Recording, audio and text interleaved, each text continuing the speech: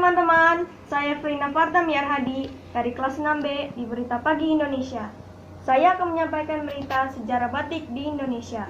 Sejarah batik di Indonesia terkait erat dengan perkembangan Kerajaan Majapahit dan penyebaran ajaran Islam di Pulau Jawa.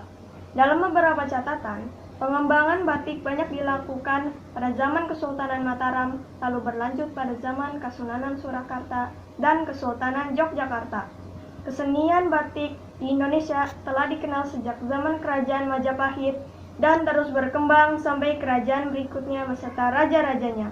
Kesenian batik secara umum meluas di Indonesia dan secara khusus di Pulau Jawa setelah akhir abad ke-18 atau awal abad ke-19.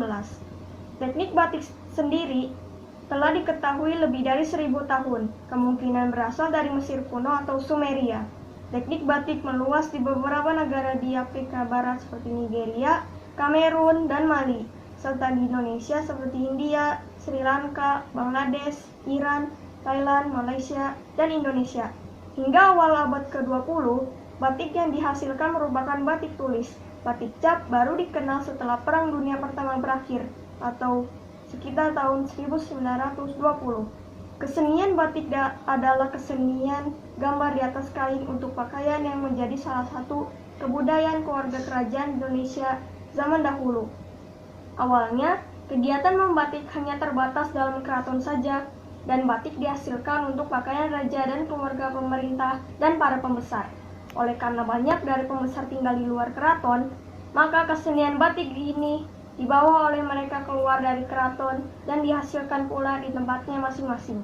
Lama-kelamaan, kesenian batik ini ditiru oleh rakyat jelata dan selanjutnya meluas hingga menjadi pekerjaan kaum wanita rumah tangga untuk mengisi waktu luang mereka. Bahan-bahan pewarna yang dipakai ketika membatik terdiri dari tumbuh-tumbuhan asli Indonesia yang dibuat sendiri antara lain dari pohon mengkudu, soga, dan nila. Bahan sodanya dibuat dari soda abu, sedangkan garamnya dibuat dari tanah lumpur. Oke, sekian berita dari saya. Terima kasih.